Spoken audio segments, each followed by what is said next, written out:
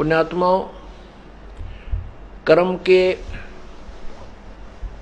जो पाप कर्मों के कारण जो कष्ट दुख होते हैं उनको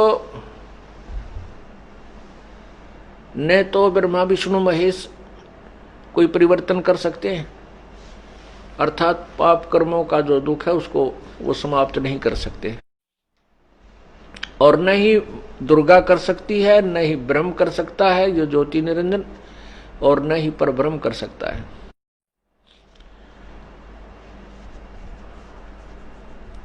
उसको केवल पूर्ण ब्रह्म, परम अक्षर ब्रह्म, वो परमात्मा ही कर सकता है। उस पूर्ण परमात्मा की हमने जो पावर का लाभ लेने के लिए, शक्ति का लाभ लेने के लिए तत्वदर्शी संत की खोज करनी होगी, जैसा कि गीता जी अध्याय नंबर 4 के श्लोक 34 में कहा है। क्योंकि गीता ज्ञान दाता अपने सतर की जो जितना उसको ज्ञान है वो बता ही रहा है पूरी गीता जी में। फिर वो कहता है कि उस पूर्ण परमात्मा परम अक्षर ब्रह्म, जो गीता जी अध्याय नंबर 8 के श्लोक नंबर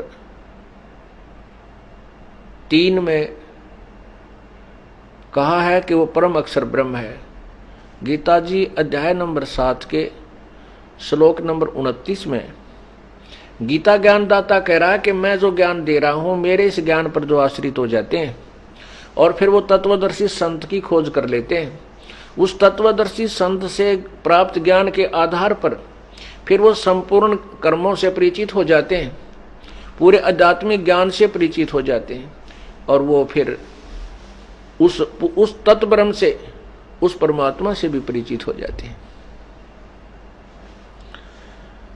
तो फिर वो व्यक्ति जो पूर्ण संत की शरण में आने के बाद तत्वदर्शी संत से तत्व ज्ञान सुनने के उपरांत वो केवल जन्म मरण से ही, जरा मरण से छुटकारा ही चाहता है और कोई वस्तु की इच्छा नहीं करता।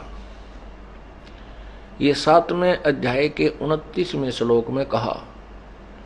7वें अध्याय में कुल 30 श्लोक हैं।